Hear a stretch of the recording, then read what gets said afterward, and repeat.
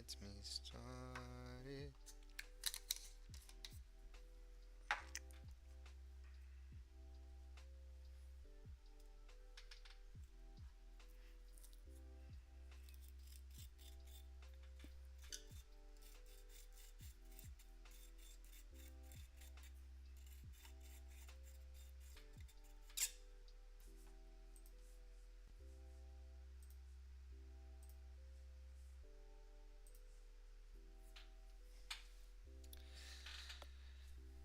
Dunna, dunna, dunna, dunna, dunna, dunna, dunna, dunna.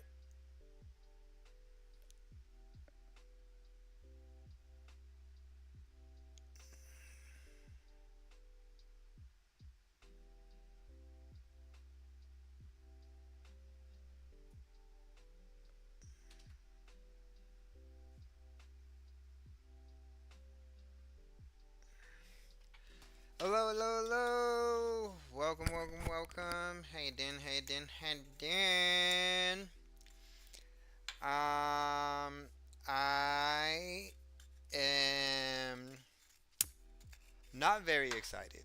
I would much rather be. Ooh, that looks juicy as fuck, bro. I would fucking much rather be um dancing or or going and hanging out with my friend Sarah and her brother for her birthday. Well, actually, not really that because that'd be spending money that I don't want to spend.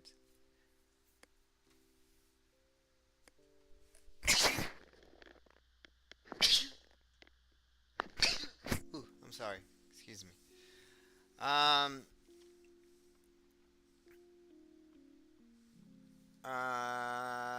However, we are still in a bit of a crisis, and it doesn't feel like a crisis. And I actually realized that this speaking to a person in Venezuela, either they're in Venezuela or they're from Venezuela, one of the two, and they're like, yeah, life is pretty good without Maduro. We don't really have to worry about it's we're thankful that Maduro is gone. I'm like, yeah, it would have been great if we just stopped there, and I'm sure life would be great. I bet you life would be even better if we didn't steal your oil and sell it for profits. $13 billion worth. Like, imagine how life would be if $13 billion went into your your economy instead of, oh well, the state owns the oil field, so yeah, $13 billion to your country instead of the United States. I'm pretty sure your life would be better too. Mhm.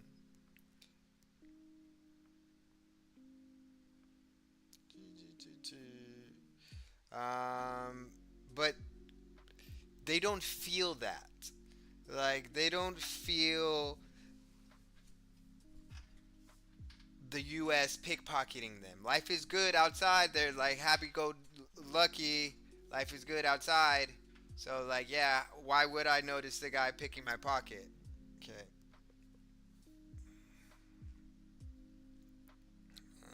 But yeah, right now I'm gonna show just like kind of a okay. This is what's happening in Texas, and then this is what's happening in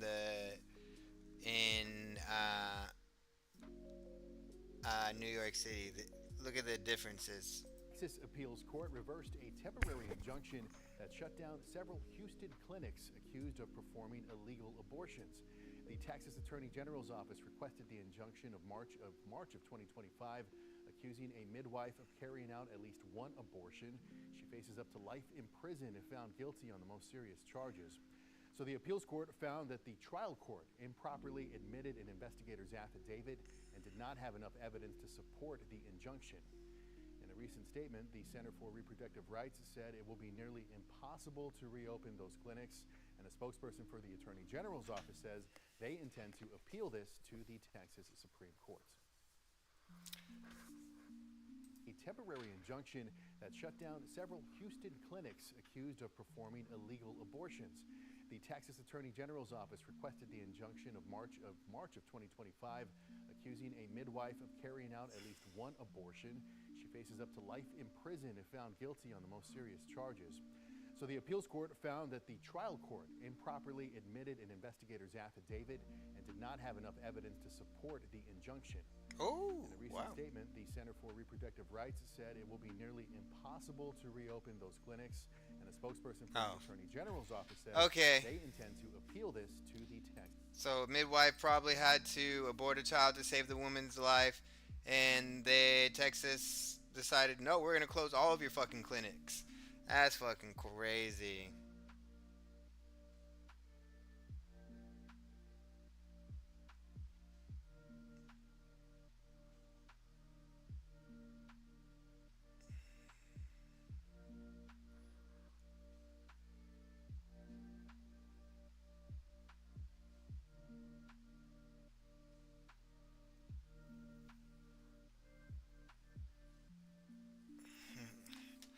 So yeah, that's what's happening in Texas. They're closing down clinics for reproductive rights for women. Uh, Trying to put a midwife who literally has probably brought thousands of lives into this world successfully. Wants to put her in jail for life here in Texas. That's crazy, bro. Wanting to lock up a midwife who has brought in thousands of lives into this world for life is bonkers. That's crazy. Oh my god. All right, and then here is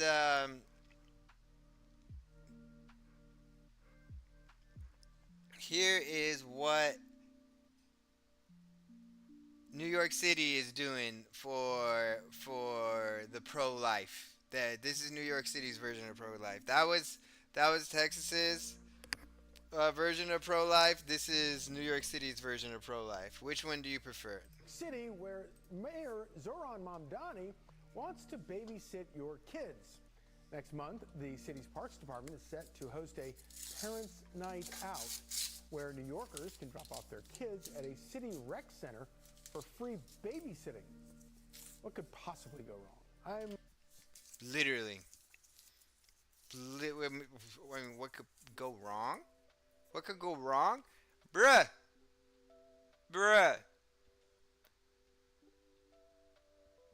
What could go right?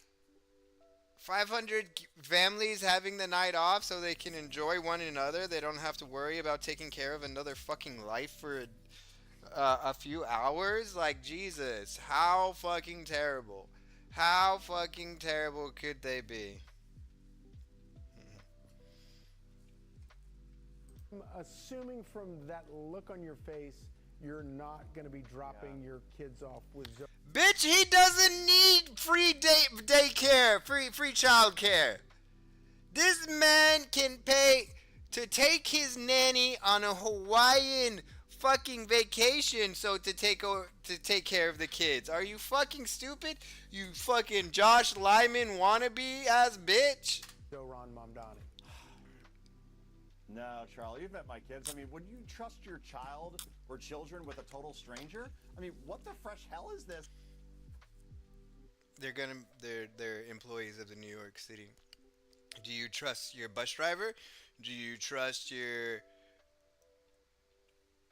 Oh shit, do I have something in the oven? Do you trust your subway driver? Do you trust your officers?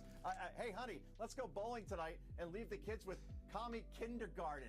I mean, where are these babysitters being recruited from? Like Rikers Island? Because the mayor just watched the World Cup there with inmates, which is totally normal, by the way. I mean, as you said, what could go wrong? And by the way, this ain't free. Somebody pays for this. I'm willing to bet that taxpayers are the ones that are being stuck with the bill here, and that's just the way this is going to go. But this is some strange stuff from Zoran Mamdani, but we've heard a lot of strange stuff from him. Yeah, since he we was sure elected. have. So there you go. But you know, as funny and ridiculous as this is, millions of people do drop their kids off with New York City employees every day. Hi everybody, and welcome back to Red Scare 2.0, otherwise known as Mamdani derangement syndrome, where helping working class people is socialism, but tax cuts for the rich is capitalism. A quick refresher. City's already in debt. The governor says no to new taxes. Like Margaret Thatcher said, you know, socialism's great until you run out of everyone else's money, other people's money. Well, what Andrew Cuomo said is that if he had $959 million, he'd give it to Elon Musk in tax credits, because that's exactly what he did. And I bring that up to you to say that it's often a question of whether you have the willingness to spend that money to benefit working class people, not where that money is in the first place. So what would you... Yeah, that kind of handsome, charming, smooth-talking charisma might Who are you, Mr. Green Eyes? be why the Fox News hosts had to resort to making fun of Mamdani to each other rather than to Mamdani's face. But you know what's even better than a handsome, charming mayor who helps working class people? A handsome, charming mayor who helps working class people, talking to Jon Stewart. The big talking point is, my God, this communist lunatic is going to drive out our billionaires, as though that is the reason that people are drawn to New York, that tourists come here and go, let's go down to Little Billionaire. And it's the area of New York where the billionaires live, and we can enjoy a small slice of how they live. But the real danger to New York is not the couple of billionaires who feel as though taxing their second home is too burdensome for that, but the exodus of essential workers who can no longer afford to be anywhere near this area. Wouldn't that be much more devastating?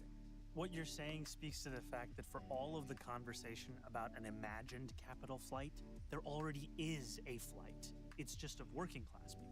Yeah, isn't it weird that these billionaires tend to forget who actually makes the city run? It's sort of like AI coming to take all of our jobs, only to eventually have none of us be able to afford the products made by AI. But this goes deeper than that, I fear, because in the US, we are psychologically manipulated to believe that we have more in common with the billionaire than with the person sleeping out on the street. And to help those people is to be reminded of how fragile our world is economically. And so you have an entire political party called Republican that freaks out anytime you try to help working class people instead of doing what you should do, which is cut them from their health care and rip away their SNAP benefits so they can help themselves or whatever. If only there was a better option. But I know there's Democrats, but is there like a wing of the Democratic Party that maybe has a little more oomph, a little bit more of a go-get-em attitude? If you go back to some of the Democrats that we most admire, FDR, LaGuardia, you will see a lot of democratic socialist principles in their vision.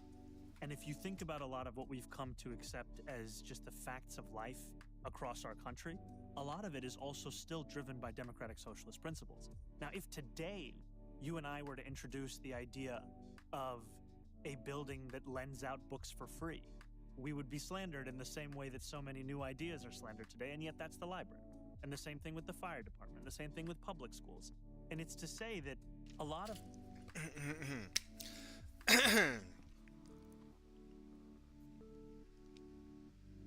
That's real talk. Before we had city fire departments, we had a private fire departments, and the fire departments would show up to your house, and they would only put the fire out or attempt to put the fire out if you had a insurance placard that says you were insured by or you paid for your private fire department. It's a great example. It's like, oh yeah, like we want to give away free. We want to give away free books to people so they can read. Yeah, it's like, yeah. In this capitalist society, you serious? Using our tax dollars to I don't really like the word free. I don't want to use the word free anymore. I would prefer it's like, yeah, instead of buying bombs and bullets, we're going to pay so we can give, so people can go to the library. We want to, instead of giving money to Israel, we're gonna take that money and we're gonna give universal child care to working families. Instead of building a fucking ballroom in Washington D.C., we're gonna build some more affordable housing in the worst cities in our country. Right? What if we just did that? What if we just did that? That would be great. See, one thing I've been mentioning and talking about is, a lot of the times, if you just not do anything, that's the best option. And Trump doing the things that he does, if he could just not do them, he would be so much better. He would be above 30% in approval. 100%. But he can't fucking help himself. He's a depraved fool. A fucking racist asshole. And they just can't hold it in. They hate holding it in. They want it to come out. They want to say the N-word, but instead he says low IQ. They want to say, they just say it for Mamdani. They just call him a terrorist. Even though he's fucking helping American families more than any of them have ever helped American families in New York City. Oh my Jesus. So that's the best option for Trump right now, because they just can't fucking stop being terrible. But the other option, the better option, the option that we want in our entire country, is using that money that they collect from us every fucking paycheck. Use that money for things like, you don't have to pay for everybody's bus ride, to pay for everybody's subway ride, to pay for working families' daycare.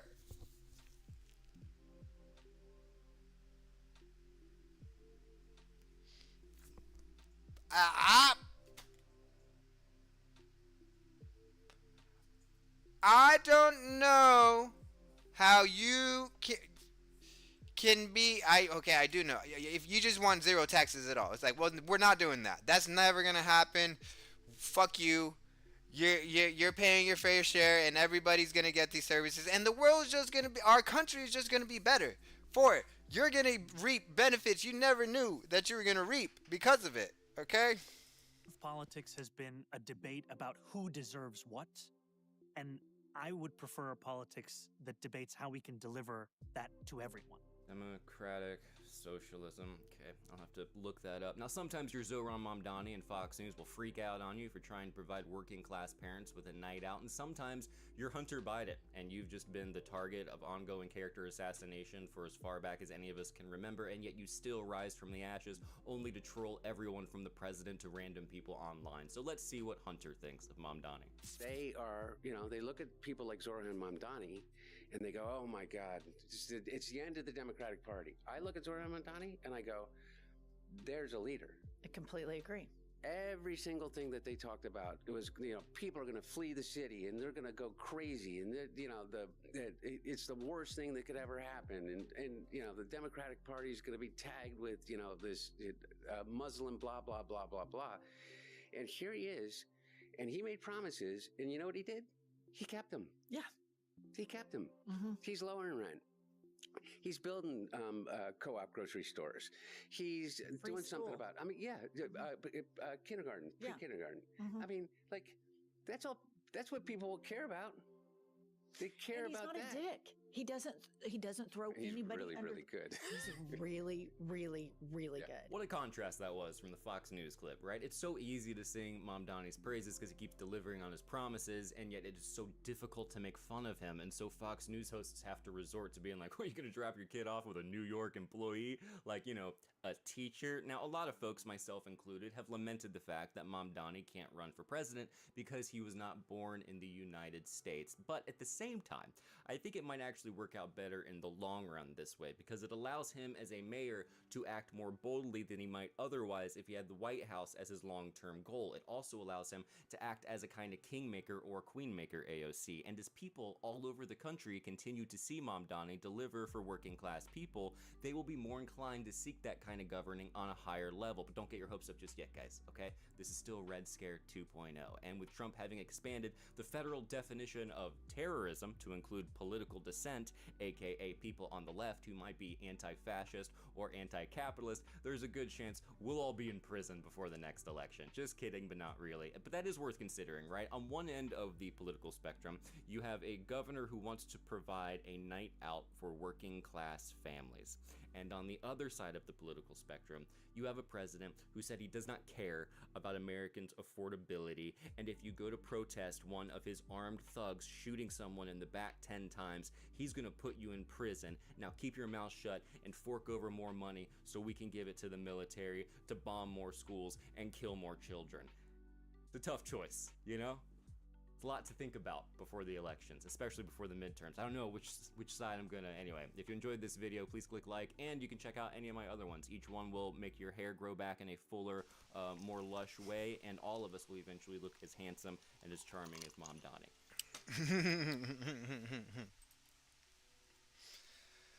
And he's helping men grow their hair back. Like, goddamn, what can't he do? You know what I'm saying? What fucking can't he do, bro? Oh, love to see it. Alright. So, this is just...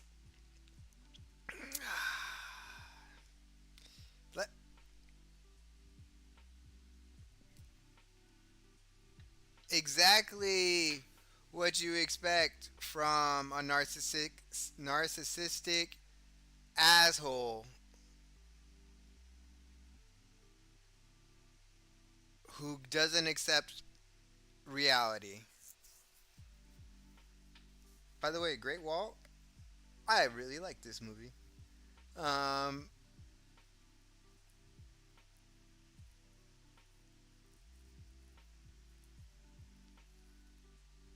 It's taken 3 years since he was found liable for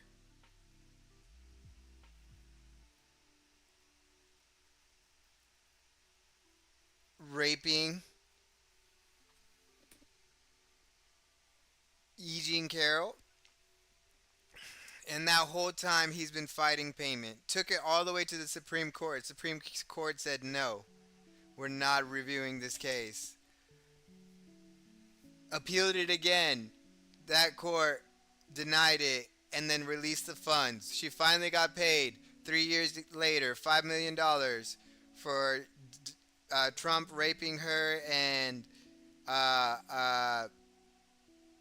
defaming her afterwards. Now he's saying he's going to get his money back? That's crazy, bro. Him. It is simply the fact that he cannot stand to lose. And Donald Trump just paid a bill that he has been fighting for 3+ years, lost in every court in the country, and finally, grudgingly, wrote the check. No, he didn't. No. Where you're wrong.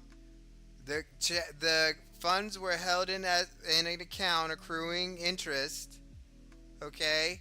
That was part of it. Was like a bond. So to appeal it, he had to put down the bond of the money into an account that the court controls. All right? And then he could appeal it.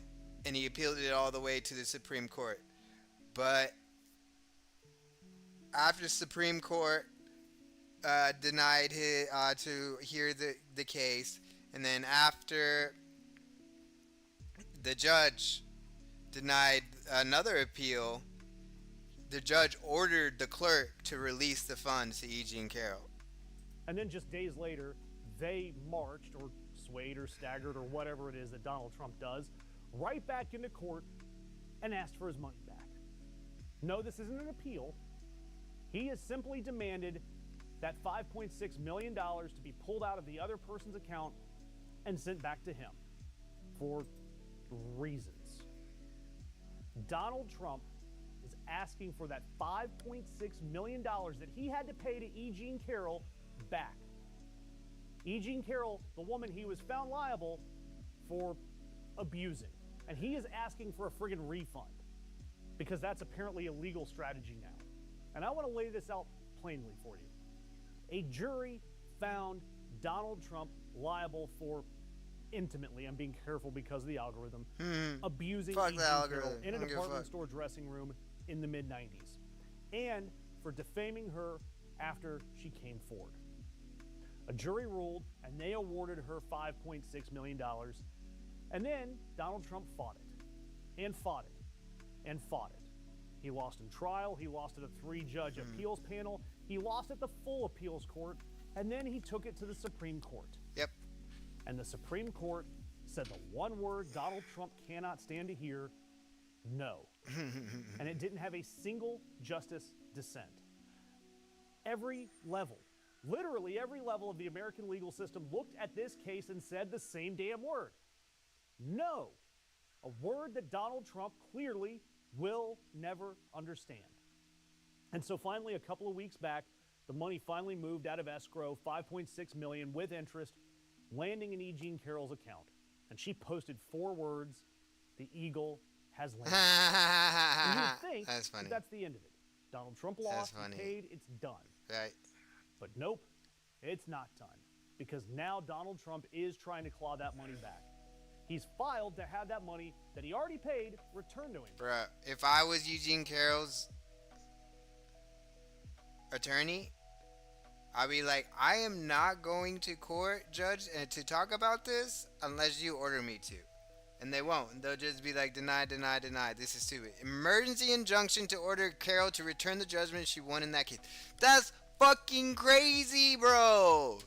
While he mounts one more Hail Mary at that same Supreme Court that already told him no with 0 dissents. I wonder if he's maybe invited them to a dinner or something. And think about the sheer stamina, the sheer willpower of a man putting this grievance forward. The refusal at this cellular level of Donald Trump to ever accept the word no from anyone about anything ever. I mean, that is how he got here in the first place. No, literally rapey vibes. No means no to everyone except Donald Trump. At least he's consistent. And I'm not saying it that way.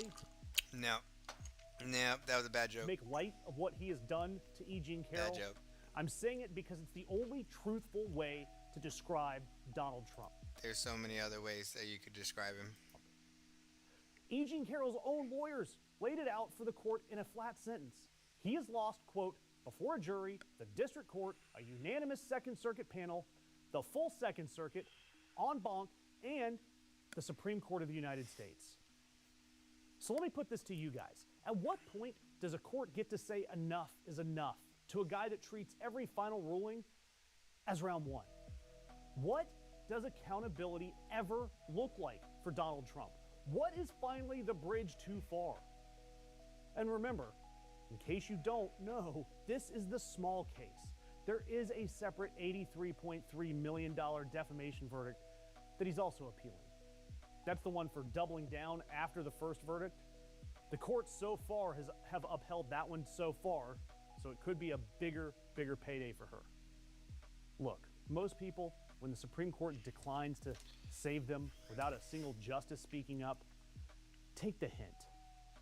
But you have to keep in mind that the same people are the same people who don't understand consent.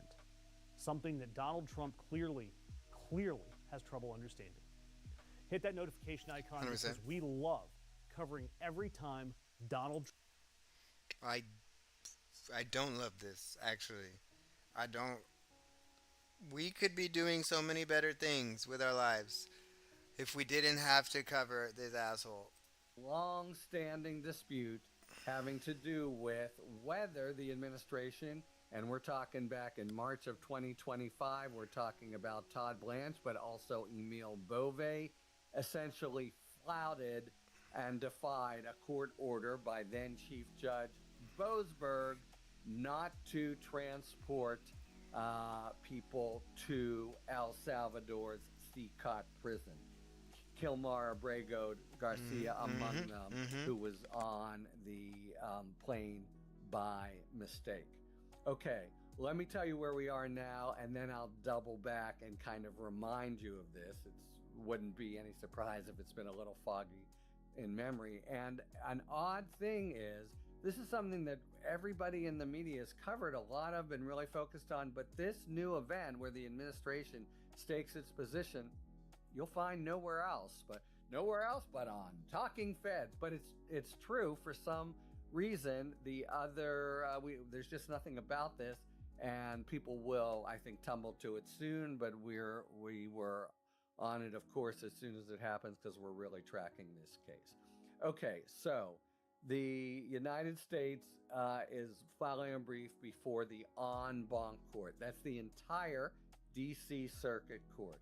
And that's because the entire D.C. Circuit took an opinion by 3 members of it, written by Judge Noemi Rao, who I think people would say on both sides of the aisle is bucking for a Supreme Court appointment. And this very opinion that's been vacated was especially kind of directed toward one man, because it went after Judge Boasberg in really unusual, unprofessional ways, took all these swipes at him. Really, the sort of thing that courts of appeals don't do when they're reversing a judge. And in the course of holding, just get rid of it. I'm mandamusing your ass, Judge Boasberg. You can't do any of this anymore.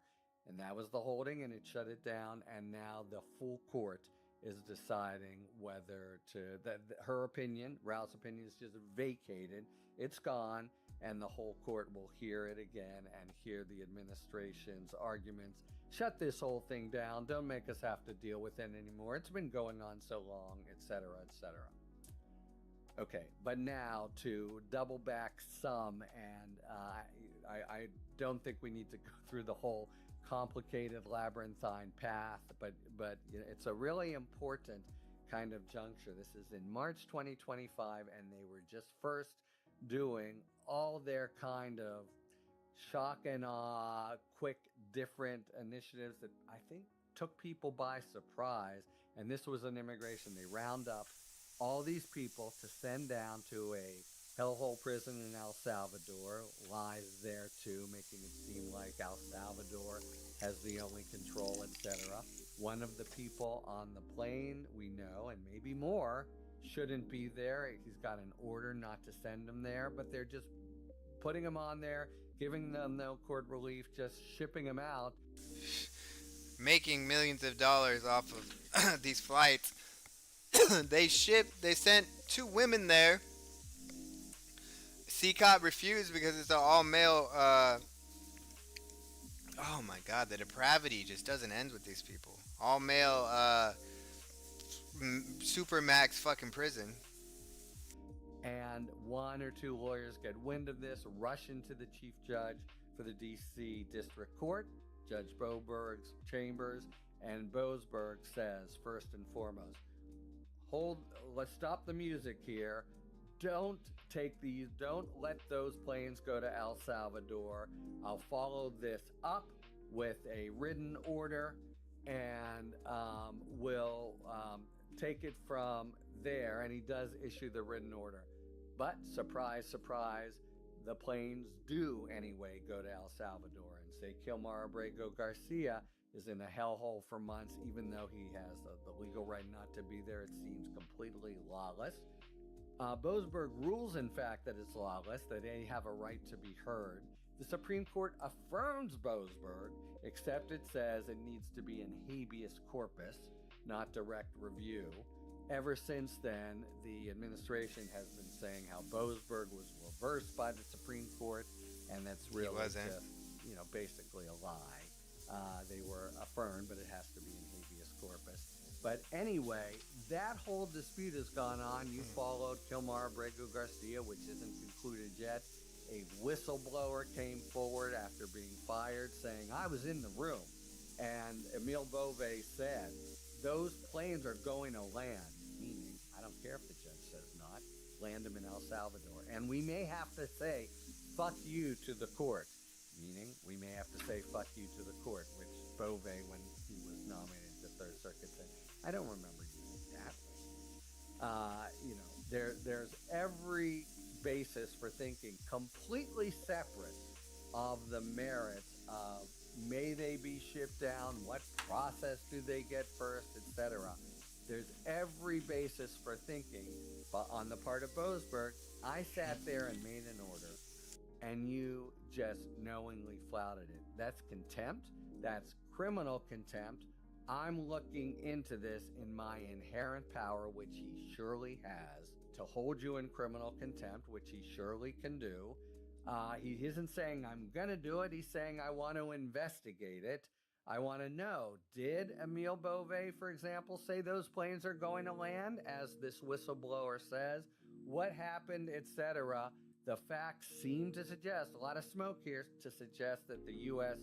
purposely ignored my order. If they did, that's contempt, and I want to find out. And for over a year, it's been the U.S. that's done everything, bob and weave and the dog ate it, to keep Boasberg from doing this inquiry. And has, well, we may have to use state secrets. There's no state secrets here, but they say that anyway. Or we may have to invoke this privilege. They don't. One point, just like, oh, come on, get off it. That's their basic legal holding. And so they're just trying to wriggle out. They continually mislead and suggest, well, you will reverse Boasberg. It's a very clean point that Boasberg is sticking to. And I think he's doing it as chief judge, and very respected chief judge, no matter what Trump and company say to try to disparage him. This is, he takes over the chief judgeship, and the Trump administration comes in, issues the pardon, basically completely wipes out 3 years of work by the entire district court, and then proceeds now on these hijinks.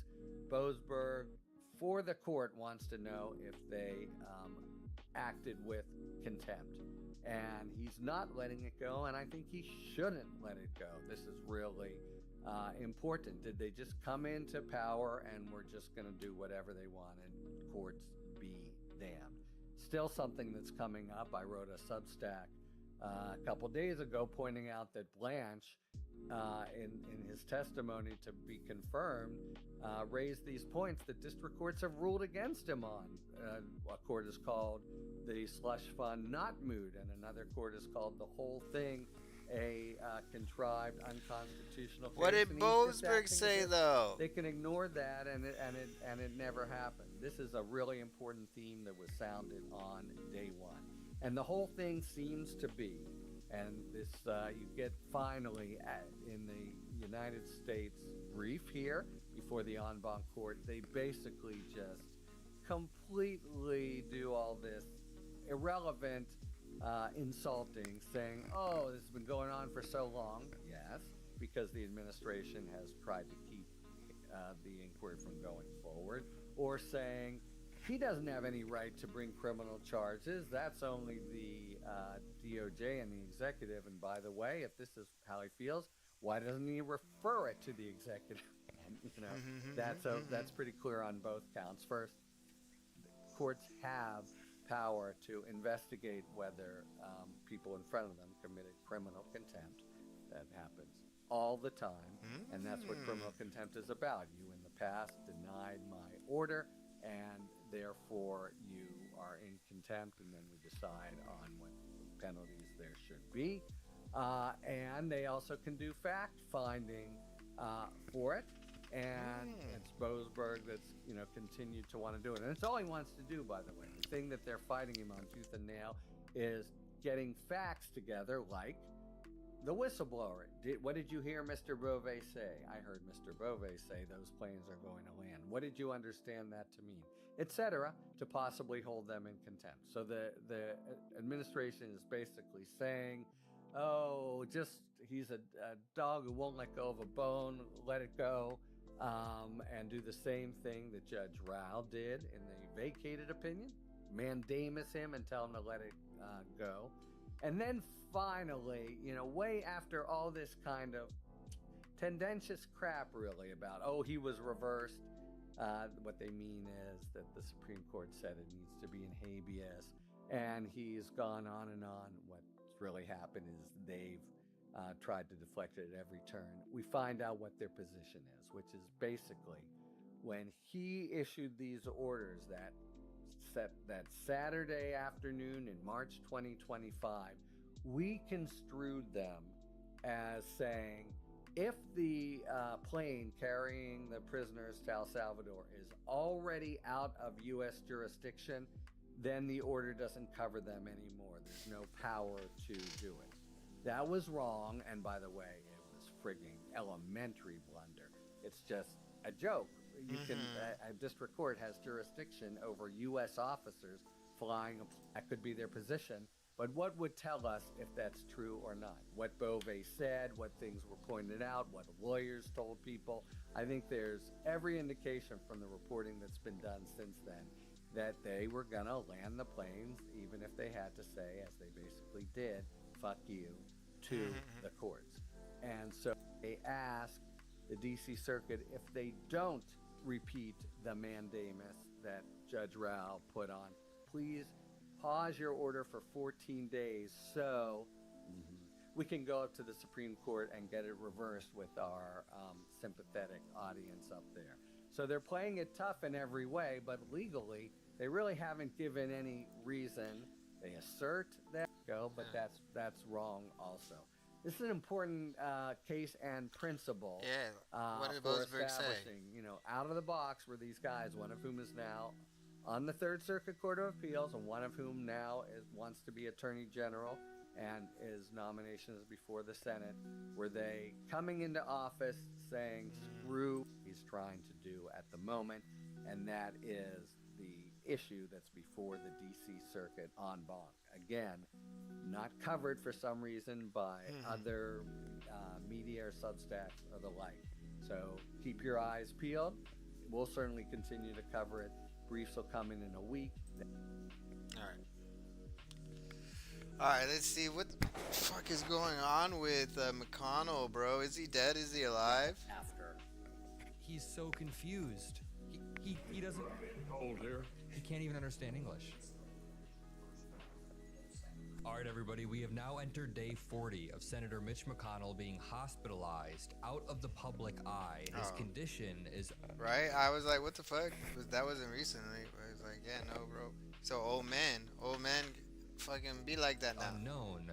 No video record of him, and he has missed votes for 40 days straight. He's basically not representing the people of Kentucky, and I want to show you the exact moment that Senator Mitch McConnell's chief of staff, Terry Carmack, was refusing to answer any questions related to Mitch McConnell's current condition or why he hasn't released a video statement. Before I play this video for you, it's over a minute of him being chased, I just want to pose a quick thought experiment.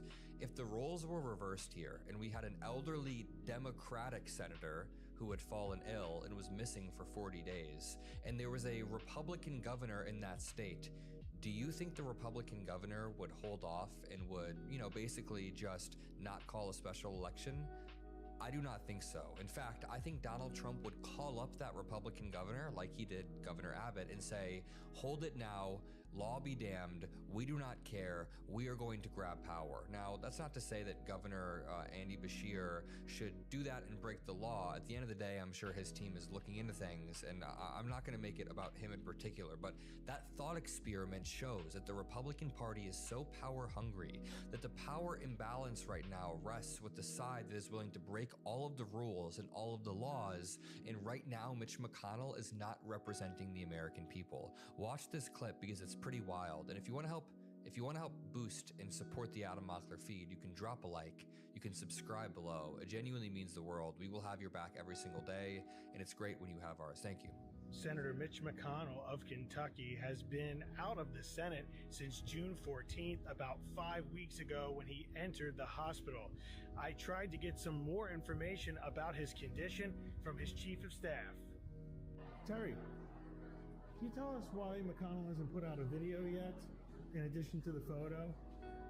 Do you think he should produce more information for the public?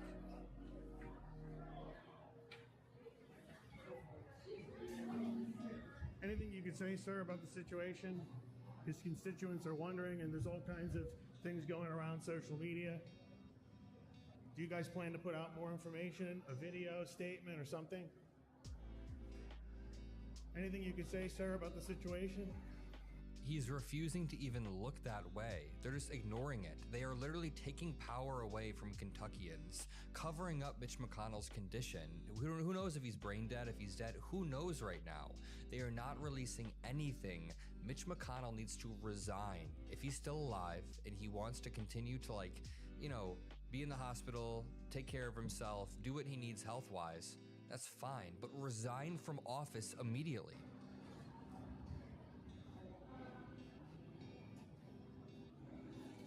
Is he on life support or is he good? Like, what's his condition? Could you at least tell the public about his condition?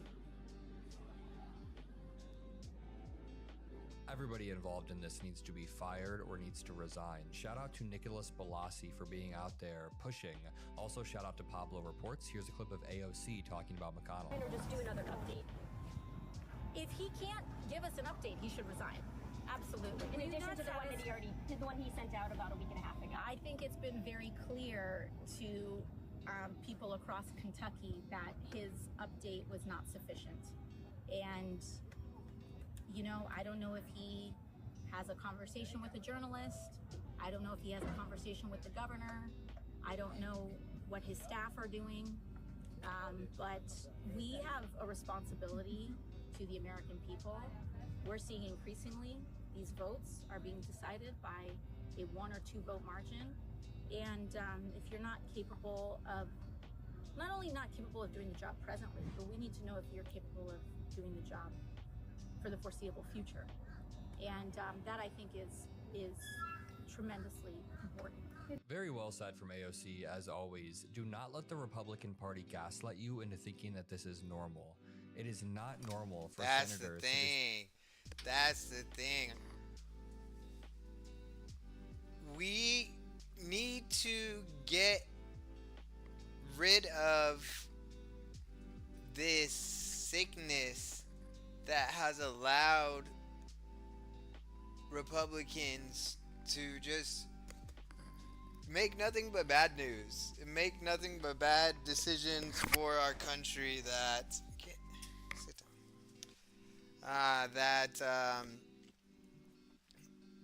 are literally costing people's jobs, taking our water, taking our clean air, our food is contaminated, the White House is taking bribes, they've destroyed historic landmarks. Like, come on. Whoa. Why would you, the 30% of people who still approve of him, what is there to approve? Why would you still approve of that shit? Like, damn. Be MIA, missing in action, no way to do their work. Their staffers basically ghost running their campaigns. And as AOC says, if you can't give us an update, just resign. Immediately, the entire Republican Party is losing their mind, and this is Donald Trump while this is all happening at an event no men. We want no men in women's sports.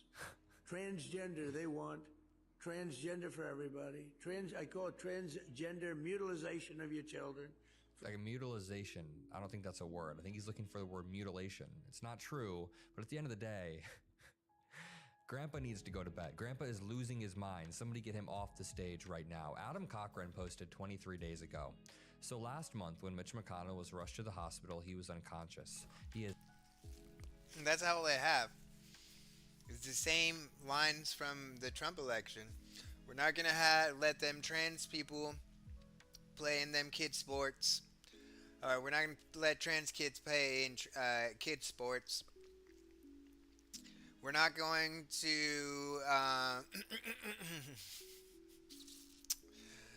we're not going to raise your taxes, but then we're going to raise tariffs. Like, we're not going to start any new wars, but then we're going to start a war. Like, they don't have anything to run on. So they have to target trans people. They have to target the immigrants.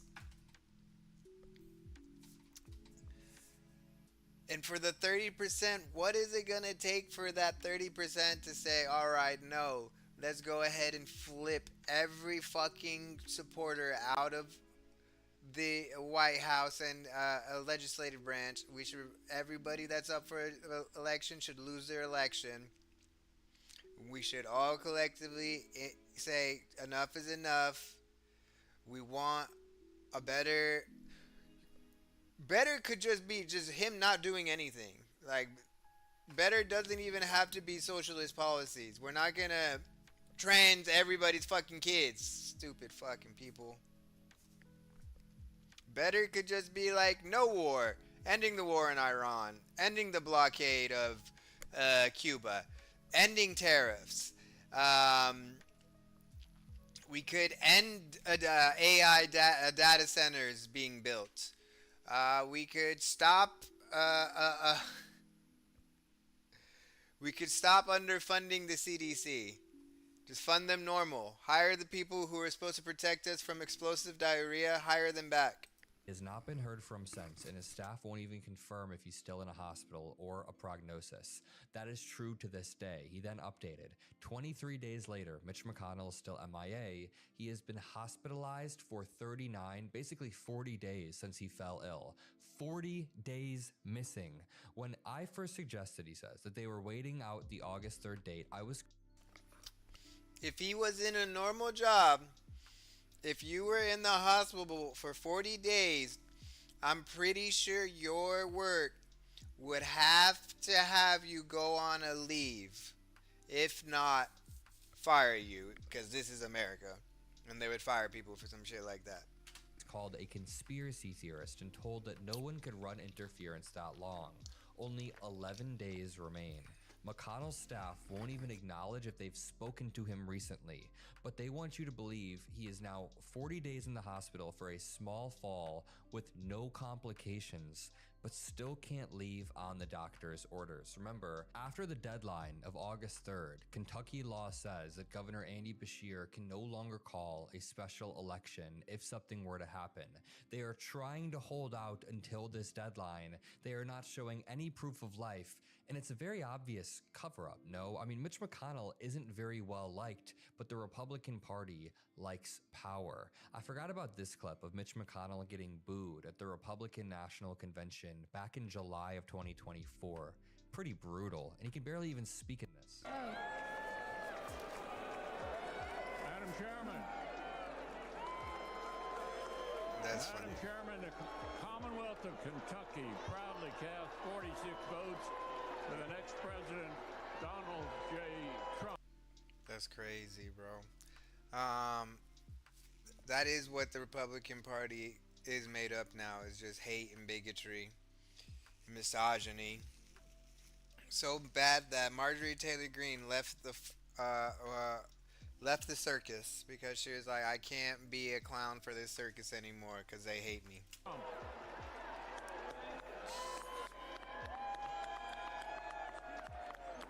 Those those boos were pretty vicious. You could hear the loud rumble of boos in the background because Mitch McConnell is incredibly unpopular. This entire party is an absolute clown show. Look at Donald Trump also getting mocked at his rally yesterday. He was getting mocked in Georgia by the kid behind him. Time in the history of our country, and Americans are working today more so than ever before. We have more jobs today than we've ever had, and it's not even close. More people are working. The kid kind of nailed it, but this administration is a laughing stock. Okay, time out. I didn't get that vibe from the kid. I'm glad people are saying it. Yeah, but my vibe is legit. He got statism, and it was just involuntary for him to do it because he loved him so much. He's just like, yes, I'm going to be Donald Trump right now. I'm with you. I'm vibing with you, Donald Trump. They are covering this all up, and here's Desiree for Change on the ground. All right, everyone. So it is Thursday, July 23rd. Today would mark day 40 if Senator Mitch McConnell is still in the hospital here. So we're gonna swing around here and see if his Capitol Police security detail is still here, and turns out they are. I'm sure they've got to be sick of this, the poor Capitol Police. So yes, for those of you who've been asking, Capitol Police are in these vehicles. I've seen them switch shifts. I don't believe Capitol Police have a single idea as to what his current health is, because just like in Capitol Hill, they were left outside, or they're stationed outside of the office, so I don't think they have any clue what his health is. But as you can see, the vehicle's on. There's someone in there. They rotate every few hours, but he's still here as of day 40. Do you guys remember this video of Senator Mitch McConnell saying that it's time to wrap up this Senate hearing a few months back? And it was not time to wrap it up. His aide says we still have 4 more people who have questions. Baldwin, Kennedy, they all have to ask questions. And Mitch McConnell is just out of it. He can't hear for like 5 different times. Get this guy out of power. He needs to resign immediately, as AOC said. Thank you, Mr. Chairman. Okay, here's where we are. The vote is about over. The secretary has to get with the president on the China trip. I'm going to ask Senator Murkowski to wrap up. And thank you all for being here. Baldwin, Shaheen, and Kennedy. Baldwin, Shaheen, and Kennedy still have questions. See, aides should not be running a seat. Okay? This is just an old... Bro, retire! Retire!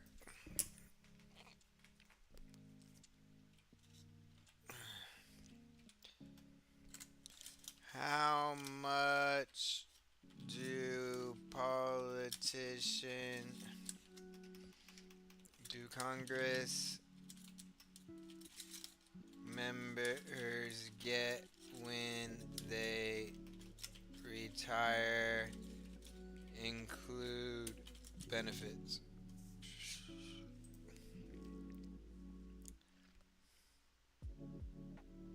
Retired members of Congress do not receive their full salary for life. Instead, they receive a pension that averages $45K a year and $84K per year for those under the legacy system. By law, no initial pension can exceed 80% of their final salary, capping a standard rank and file members starting pension at $139K a year, bro. Why are you in fucking 1.7 per year? Minimum of 5 years, which is 174,000K. 174,000K. Retire, McConnell. Probably wouldn't be falling if you were retired. Wrap up after. Hold here.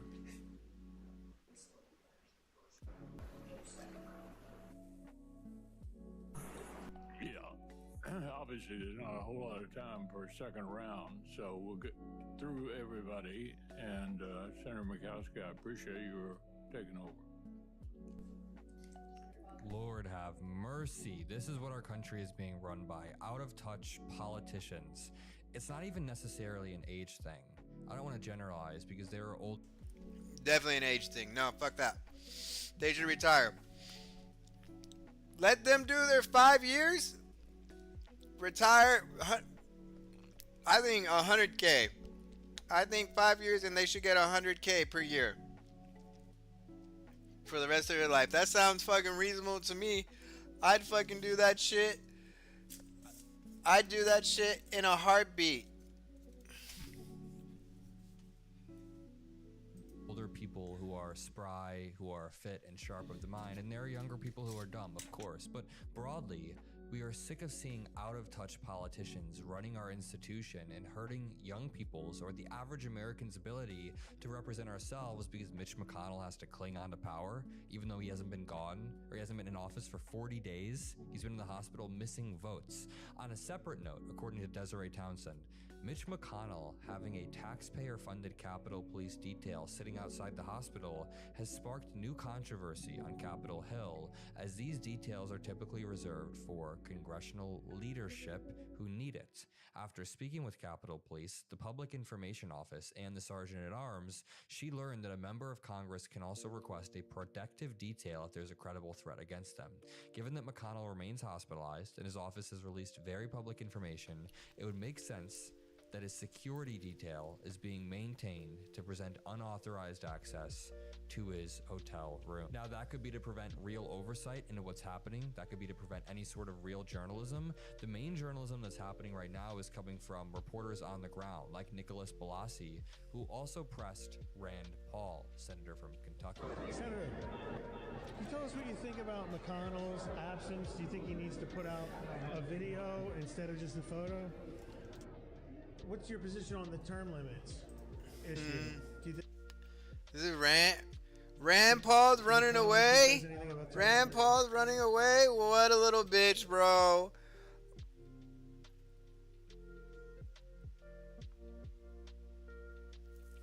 Bro, so he'd be entitled to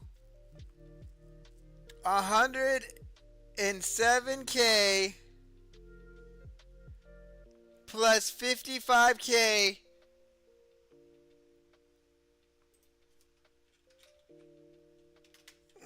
$7,000.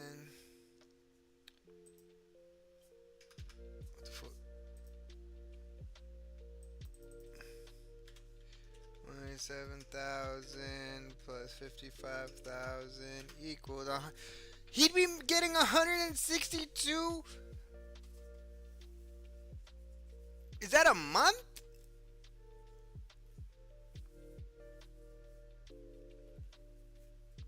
A year.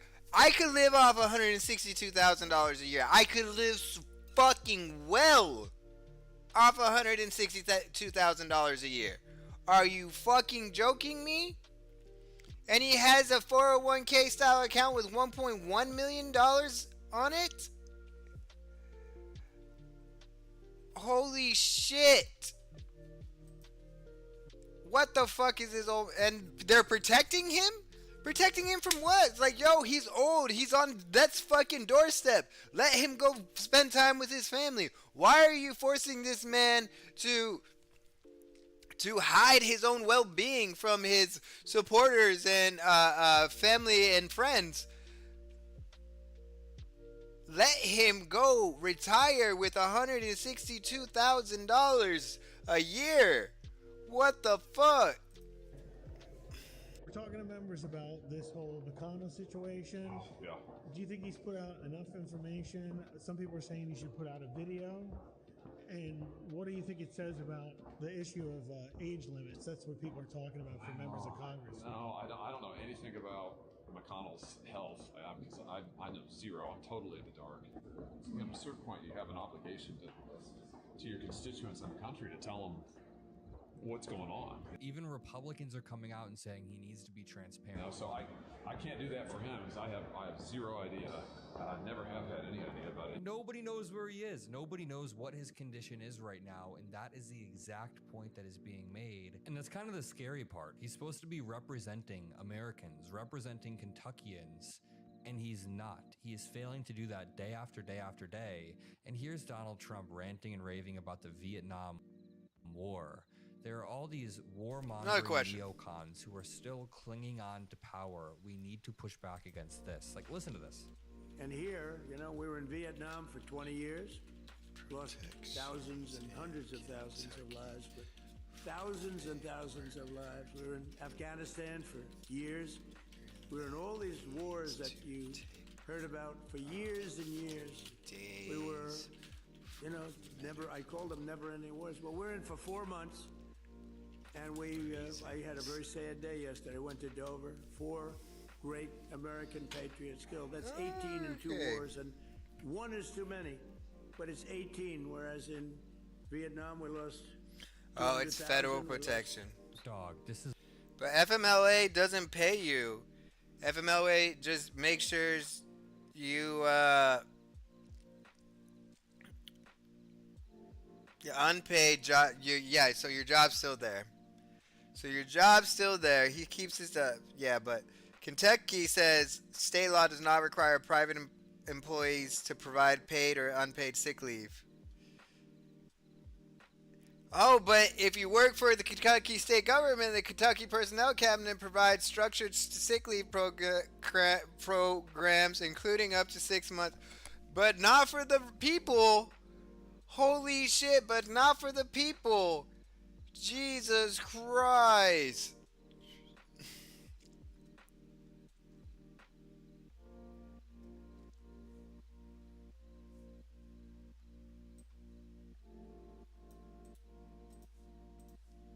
That's crazy, bro.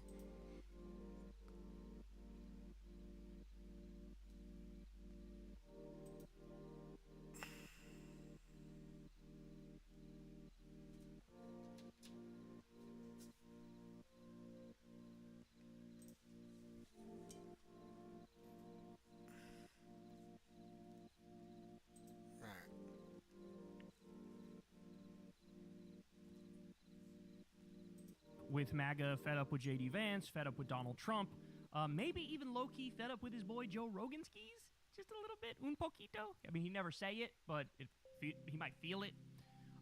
This is kind of crazy here. So this is where he makes a point about all the rigged election. The election was rigged. It was stolen. It's stolen. Listen to what he says here. We're all over the map here. Trump comes out yesterday and goes, the voting's all fucked up, but yet the Republicans won 2016 and 2024, and now they have the House and the Senate. They have all of those races they won, and they won the presidency. And he's claiming that the voting is the biggest issue. They genuinely, literally right now have they have the Congress, the House, the House, the Congress, Senate, everything. Kind of most of the Supreme Court. Thomas Massey made that point. He's like, we kind of have all of the things we could want. And they're going out and going, the election was stolen. I'll say this, bro. It is going to be hard for them to pull off whatever shenanigans and fuckery and stealing they're going to try to pull off in the midterms and in 2028 if this is the reaction of your normie American. Okay? We're going to be looking at a situation where the 30% of the country that still coddles Trump's nuts, they're going to be like, oh, yeah, it was stolen. And, when Trump tries to steal it in 2028, they're going to be like, oh, yeah, he's just protecting us from fraud or whatever. But that means 70% or more of the country is going to be like, fuck you, what the fuck are you talking about? The fact that Tim Dillon, who rode hard for MAGA in 2024, he's now out there going, really? Stolen election? Really? You have the House, you have the Senate, you have the White House, you have the judiciary. You control every lever of power, but somehow you're whining and crying and bitching and moaning that the 2020 election was stolen? Tell me how that makes sense. So, by the way, who controlled the government when Trump won the first time? Barack Obama controlled the federal government. right? The Democrats controlled it. And Trump won in 2016 and ended up getting power. That's weird. If the Democrats Little weird. Stolen, why wouldn't they have stolen it when Barack Obama held Little control? weird. Why wouldn't they have done that? Bro, we would be in such a better place right now. We would be in such a better place. There's also some blame on the Democrats. Like, they shot themselves in the foot. They should have gone with Bernie Sanders over Hillary Clinton. But they didn't. I wrote in. Matter of fact, that's why I can say I never voted for Hillary Clinton, Biden, or Donald Trump. I wrote in Bernie Sanders' name on my motherfucking ballot. And then Biden, I was not allowed to vote because I was a felon at the time. So I did not have to, I could not vote in the Biden's election. That would be voter fraud, actually. But Biden won anyways. And then this past election, obviously I voted for Kamala. That seems kind of weird. In 2020, who controlled the levers of power in the federal government? Donald J. Trump. So Donald J. Trump is saying Democrats stole it when he controlled the federal government in his first term. That's what he's saying. What a sick, sick, sick joke. Okay? And then in 2024, he gets back in there.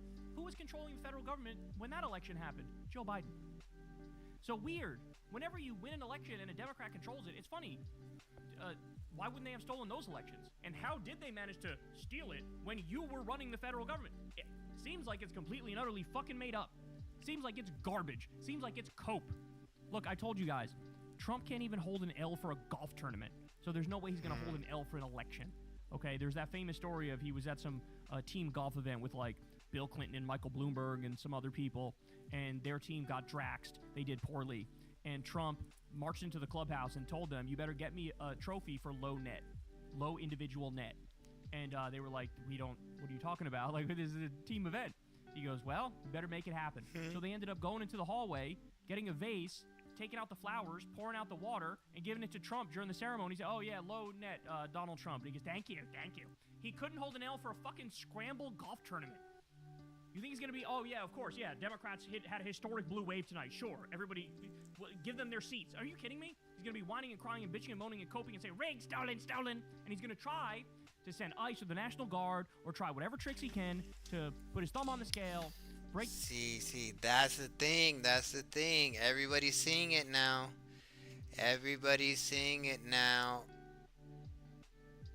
And where do we go from there? What is the move?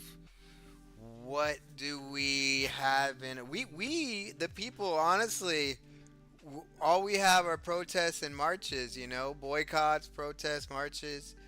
That's all we have right now. And at that point too, but there will be people in a position of power where they could do something, or they will have to make a decision on, do I continue to allow Trump to destroy our political system and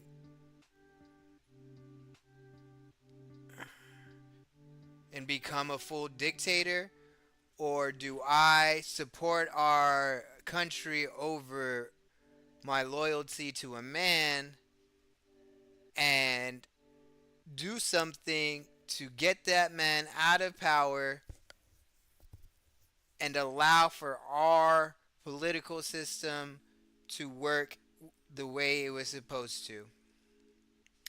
Which one are we doing? Break the chain of custody for the voting and try to take that shit. Hear me now, quote me later. That's what he does. That's what he fucking does. Well, then we also got this one. You have Tim Dillon talking about RFK. And this is interesting because I thought Tim Dillon was like an RFK guy, but now he's even sick of him. So let's get it. Here we go. Water's got high levels of bacteria. Drinking water in a lot of areas isn't safe. That's not going to get better. RFK and Cheryl, I mean, did you see this? He's like fighting a yak. This was the guy who was going to try to help the food. The food's as bad as it's ever been. That was all fake, by the way. He was going to look into all of the vaccines and the food. He didn't do any of that. It's fake. So he's like on some summer vacation with Cheryl and some yak. He's just like on his. No, they're back on the bullshit. CDC, autism, and vaccines.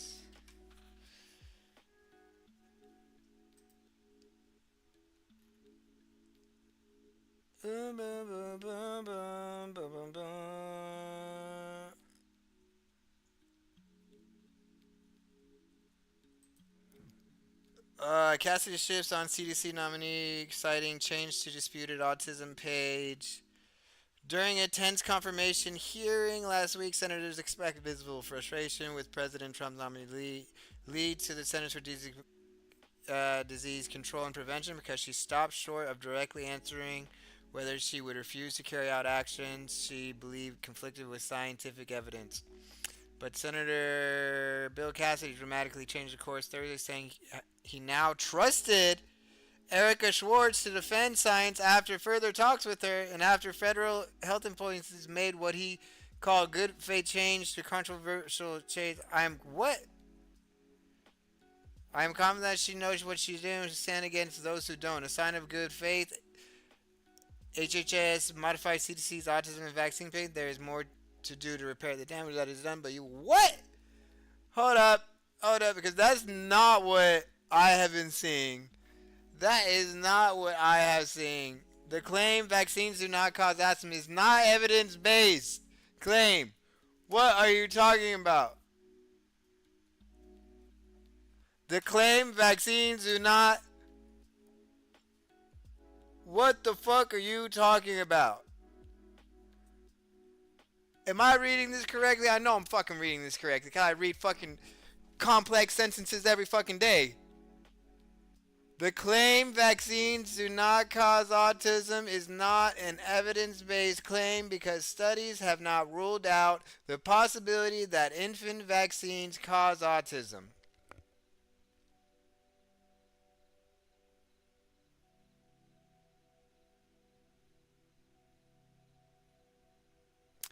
The claim vaccines do not cause autism. Okay, break it down. The claim vaccines do not cause autism. That's what we're talking about. We're talking about vaccines do not cause autism. Is not.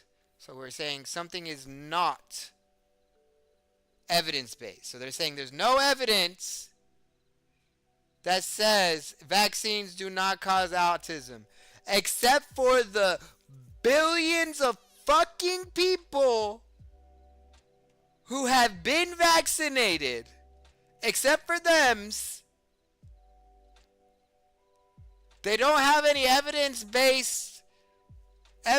base the claim because studies have not ruled out the possibility that infant vaccines cause autism. What the fuck is Bill Cassidy talking about? This is literally the first line of page 2. Are you fucking stupid?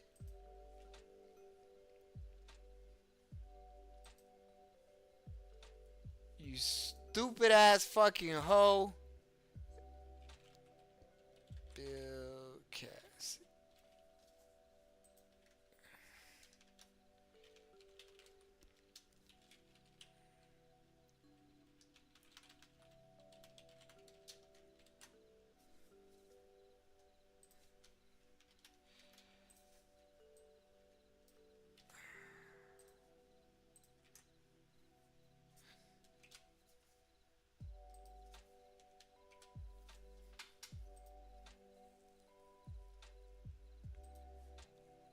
Fucking.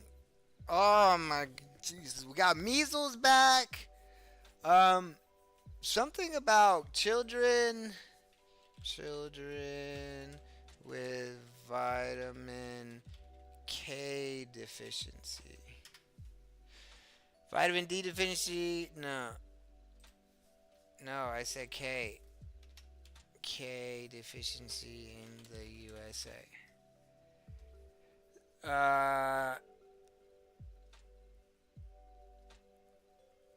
Doubled. Almost doubled.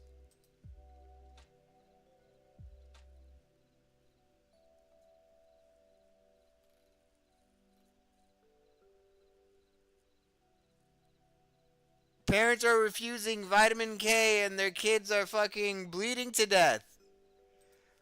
Ah! Instagram's like, he's like, we did a 10-mile hike up the mountain and I saw a yak. And then I pushed the yak with my phone and it ran away. And you're like, hey man, weren't you supposed to like, I don't know, like ban the big gulp or something? They've done nothing. But all they could do is just move us to European standards on the food. They've done none of that. Because the corporations, Trump's a junk food addict. It's the junk food presidency, and all the people that own. Yeah. I mean, they took artificial coloring out of the food, but I don't even think that's gone into effect yet, bro. The big food conglomerates, they're like, well, no, you're not banning shit. They banned one dye, this one red dye. So none of it's oh getting shit! fixed. See, oh shit! They only did red dye. Oh my god, bro. There was this king, and they were like, King, the peasants are getting restless. What should we do? We need to do something for the peasants. And the king took a chicken, a live chicken, and he plucked it and plucked it and plucked it. Then he fed it. And then he plucked it and plucked it and plucked it. And then he fed it. And then he plucked it again. And then he fed it. And then after that, he called the chicken and told the chicken to come to him. And he did, because the chicken thought he was going to get fed. He's like, you see? No matter what I do to them, as long as I feed them, they're going to keep coming back. That's Trump right now. He's plucking the USA. And he knows y'all are just not going to do shit about it. I'm doing shit about it. Tim Dillon is a little bit. Kyle's been in the trenches for years. We're doing shit about what are you going to do? Are you sick of getting plucked by this fucking king? And the tech people are basically like, we just have to get out of here because, yeah, here we are. This is the Health and Human Services Secretary. This is the guy who's going to fix the food. Sure. Should we get inside this thing? Maybe you should get inside the cage. Ah. Yeah, it's dangerous.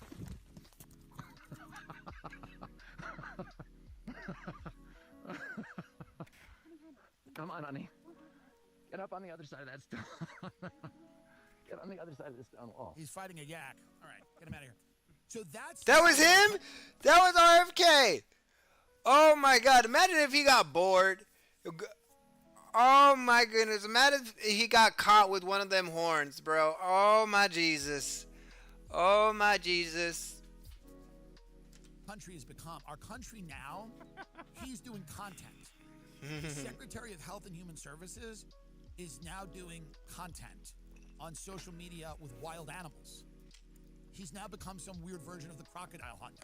He's now like, he's the Steve Irwin that we deserve. You were warned, bro. Yet again, I hate to be a broken record here, but it's not like people weren't warned. This dude, RFK, thinks nicotine is good for you. He drinks methylene blue, which is the new right-wing craze. This will it'll fix your mitochondria and make you feel so much better. Meanwhile, it stains your tongue blue. Apparently, they've looked at people's bodies after they die, and if you drink methylene blue, it literally dyes your brain blue. It's very bizarre, but this is the shit he's taking now. I mean, this guy takes testosterone and human growth hormone like he's a fucking bodybuilder or some shit. Meanwhile, he's what? Right? He doesn't even work out. He's fucking steroids fucker. That's crazy, bro. 70 years old, thereabouts. He takes a fucking peptide that makes your skin darker, which has been used by looks maxers. He's a looks maxer. Grandpa looks maxer, bro. Bodybuilder types. He's obsessed with mitochondria. He eats roadkill. He was chopping off raccoon dicks. I love how the head of Health and Human Services was caught chopping off raccoon dicks, and nobody even talks about it anymore. Hey, what were you doing with the raccoon dicks? Just a question. You know, if I had friends who were chopping off raccoon dicks and keeping them, I'd have some questions. I'm like, hey, dog, are you sucking the raccoon dick? What's going on here? What are you doing with those raccoon dicks? Name a use for a raccoon dick that's not awkward and weird and somewhat nefarious and creepy. But, oh no, bro, it's not a big deal. I cut the raccoon dick, and then I hang it on my mantle, dog. Like, I just hang it on the wall. It's like artwork and stuff, bro. Little raccoon dick thing, bro. You know what I'm saying? There is no reasonable thing. The motherfucker beheaded a whale and put it on his car and was driving with it, guts falling all over the place as he's driving. People looking at it like, what the fuck is that? This is what this guy did. He bathed in sewage. There's a creek that had sewage water. There was a warning not to bathe in it. Not only was he bathing in it, he was bathing in it with like his fucking grandkids or some shit. And bro, this was only like 2 or 3 years ago, dog. This was not even that long ago. He was bathing in the head of Health and Human Services, bathing in sewage water. This is who we're talking about. You know, he's always been a fucking little preening social media whore. This is who he's always been. So it's good. Well, hey, better late than never, right? Better late than never. But I will end with this though, because this is good, Tim Dillon, that I'm showing you here. But let's remember, he's still got issues, dog. Here he is talking about Zoran Mamdani. Ready? Here we go. It's all fake. Mamdani's Trump. He's smart. He's sharp. He's good looking and young. He's all crap. It's YouTube. It's like, look, billionaire guy. Ken Griffin's in Palm Beach, building a house worth $1 billion. You're not going to do anything to Ken Griffin. You're a city employee. The mayor is fake. Like, it's like, he'll raise taxes maybe if he can get it done, but he can't. It'll get dirtier, crime will go up, or it won't. It's kind of whatever. It's just not, you know, I think it's not, it's more just the corporations rule. The corporations rule, which is why I'm going to shit on one of the politicians who's actually standing up to corporations and delivering. Yeah. That's embarrassing. So first of all, crime went down. It's actually at historic lows. Thank you very much. So the whole like, oh, you know, these leftists, crime is going to skyrocket. It's going to be fucking chaos and bedlam. Turns out the exact opposite happened, but no big deal. Okay. This is the false equivalent shit. He goes like, oh, he's like Trump. Zoran's like Trump. No, I'm sorry. Zoran is good and is doing good shit. Trump is horrible and is doing horrible shit. And you fell for the Trump bullshit. And meanwhile, here comes the real deal in Zoran, and apparently you're not on board for that. So this whole thing was wrong because he's actually delivering. Crackdown on shitty landlords. Ordered a deep cleaning of the subway, which everybody fucking loves because the subway's dirty as shit. He got Hochul on board for universal child care. He is going to be able to freeze the rent. He filled a record number of potholes. He is taxing the rich, making you say, oh, no, he'd never be able to. He is taxing the rich. He's pulled that shit off. Okay? So this is why his approval's gone up since he got in office, because he said a whole bunch of shit and he delivered on a lot of that shit. And even if he just delivers on 50 or 60% of it, that's way more than any other fucking politician in modern day history. Yep. And so this is the problem. Like, exactly. I told you, in his better. I mean, that's what I was saying at the beginning of this. It was like, yeah, Mamdani's putting tax dollars to work for the citizens. The Republicans are pillaging our tax dollars to get them to work for them. You know, Trump has gotten $2 billion, $4 billion fucking richer since he's been president. He's gotten more money than all of the last 18 presidents combined since he's been a president. That's fucking insane. Moments. In his worst moments, he's just MAGA, Tim Dillon. In his better moments, he reverts to the lazy both sides framing. Like, oh, they're both bad. It's all bullshit. He's like a classic Gen X nihilist. Nothing matters. You know, get yours while you can. That's why he took the money from Saudi Arabia to do their fucking thing before he got fired. Right? And that's just horseshit. No, things actually can get better. There are people who are trying to make it better. And the fact of the matter is, I think he has leftist derangement syndrome and liberal derangement syndrome and Democrat derangement syndrome, which is why he can never bring himself fully there to be like, yeah, Republicans suck. They're the worst. And it actually turns out Democrats are better. And it turns out the people who are actually trying to fix shit are probably the ones who get the most shit from the Rogan sphere. Namely, Ilhan Omar, Rashida Tlaib, Zoran Mamdani, AOC, like the left flank of the But, okay, so Sunday is 100 days to the election. What are these guys gonna do and say? Where are they gonna be at?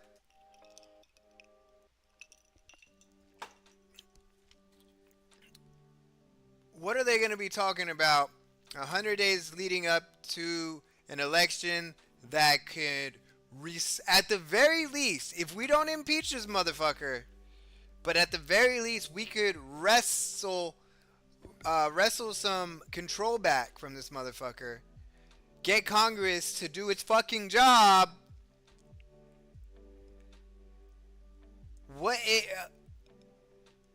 are they gonna say to their millions of followers to at least get some control back from this out of control train wreck? Democrats are the ones who are actually delivering on some shit and trying their best to make lives better for people. But you know, it's easier to go like, they all suck, it's all bullshit, it's all WWE, he's not gonna be able to do the shit even though he's doing the shit. So anyway, there you have it. But either way, completely and utterly done with MAGA and ripping them a new asshole on a regular basis nowadays, it looks like. All right, y'all, that's the show. I love y'all very much. You guys know the drill. Everybody do me a big favor, subscribe. This update is not a good update. War, including the following. Multiple congressional Republicans joined Democrats defecting from Trump to rebuke Trump over his mismanagement of the Iran war, successfully passing a resolution that will no doubt piss Trump off.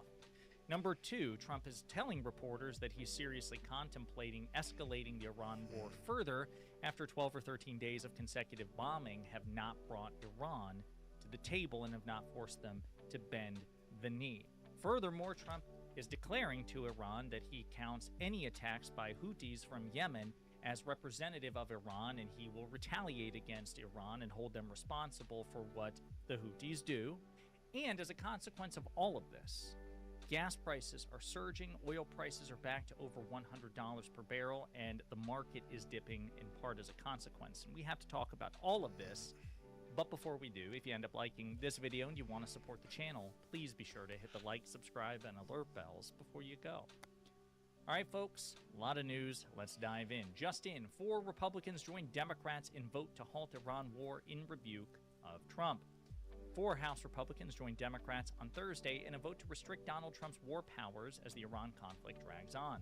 Representatives Thomas Massie, Brian Fitzpatrick, Tom Barrett, and Warren Davidson crossed party lines and supported the War Powers Resolution, which calls for the halt to end the war. The Senate is also expected to consider a similar resolution later today. Now, a couple of things to note. This is largely a symbolic gesture because there's no guarantee and it likely won't pass the Senate. But even if it were, it's subject to presidential veto, and the Republican Party is much too chicken shit to join Democrats for a veto-proof supermajority and bring this war to a close, even though it's absolutely hurting. I think they would need like 60 votes in the Senate to have the supermajority. The Republican Party's chances and make it veto-proof of winning the upcoming midterms, so they are putting themselves between a rock and a hard place. They know that ending the war would be better for them politically, but they have to balance that with the risk of crossing Trump, who seems perfectly content to screw them over even if it costs them the midterms. This is what happens when you surrender your party to a madman and you don't check him along the way. By the time you finally decide that it's worth addressing, it's much too late. But it says something that despite all of that, these congressional Republicans decided it was worth the risk of pissing Trump off to even give him a symbolic slap across the face, and Trump has historically been very upset even by these symbolic gestures. A smart person would say, who cares, let them do what they want to do, you know, it's not going to have any teeth. But Trump is so thin-skinned that every time a Republican defects in any respect on the Iran war, he lashes out. So, that's one update. Number 2. Trump says he's, quote, close to ordering, quote, massive attack on Iran, quote, they haven't received enough pain yet.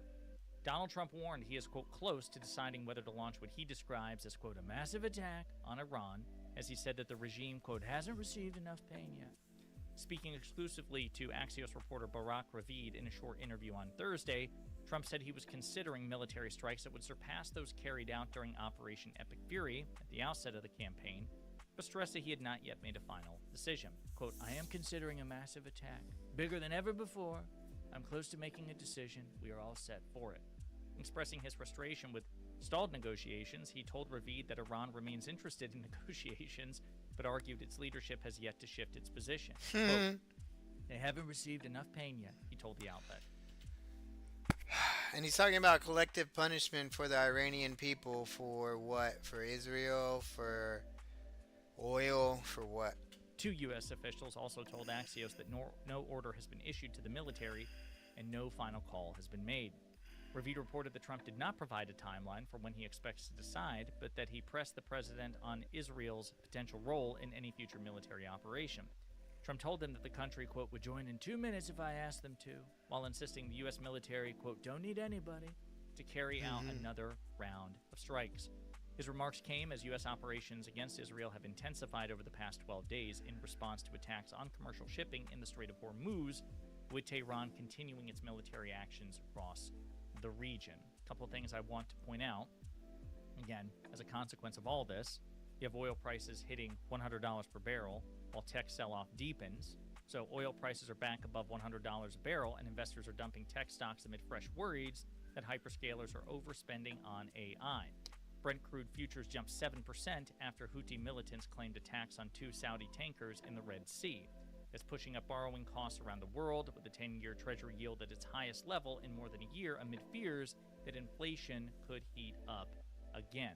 And if you look at things, the market is dipping as a consequence because they don't like these particular developments in the war. Furthermore, I will also note that Patrick DeHaan, who's the gas buddy guy on Twitter, one of the most popular, most iconic gas and oil analysts in the business, is reporting that, again, we are seeing gas prices elevate.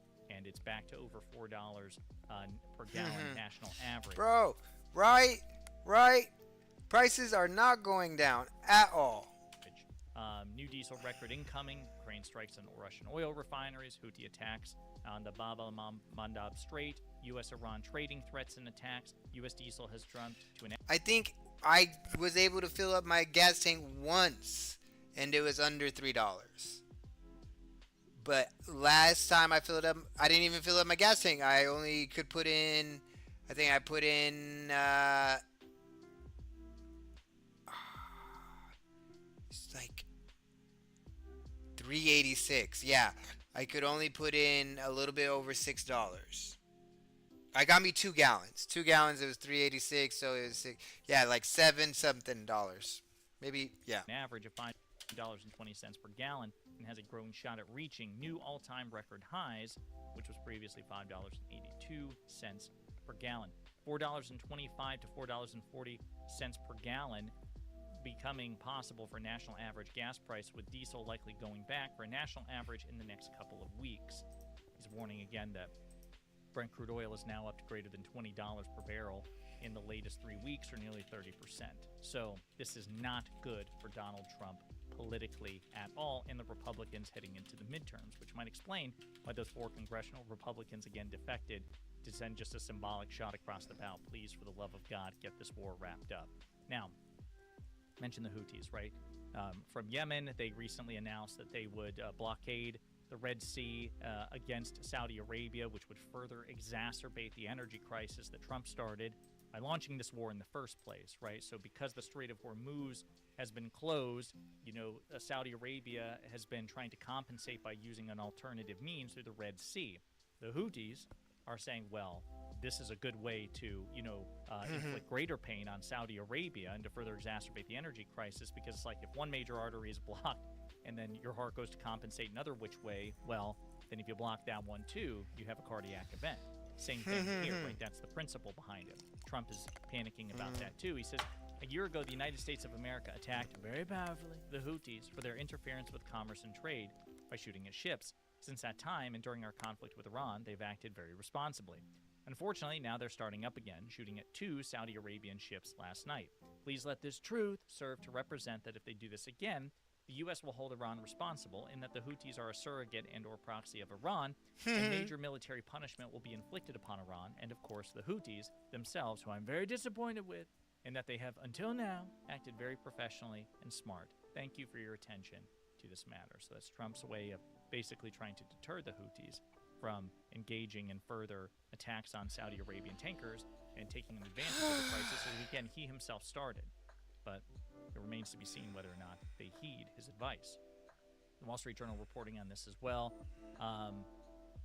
He says the Houthis military spokesman said the group targeted 2 Saudi oil tankers with ballistic missiles, cruise missiles, and drones in the Red Sea on Wednesday, opening a potential new front in the conflict as the U.S. and Iran traded strikes for the 12th consecutive night.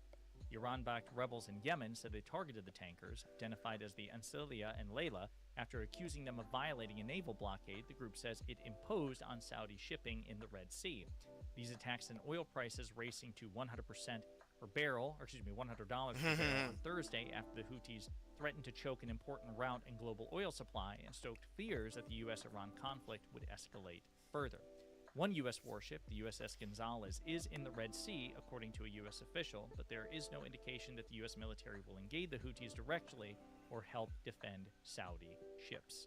So, this is again a crisis that Trump himself has created, and people are reacting to this as well. Trump weighs massive attacks on Iran amid escalating tensions. Just curious, let's get a sample of how people are responding to this. Let's see here if we have anything. Again, a lot of people just echoing the reporting, considering a massive attack on Iran, larger than anything that's ever been done before. I'm close to making a decision. And it's basically it seems, in terms of initial response, I guess, because this is such breaking news. No, I think he just didn't click on the right one. But anywho, I mean, what's there to say? Things are still bad. Getting worse.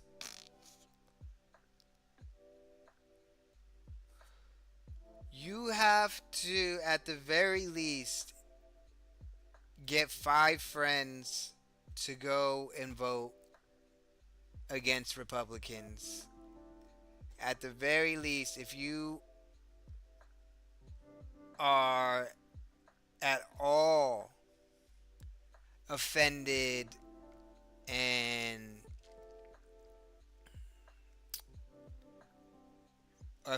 or hurt or disgraced in any way by this administration, your vote plus 5 more people helps us get to a better place in the United States.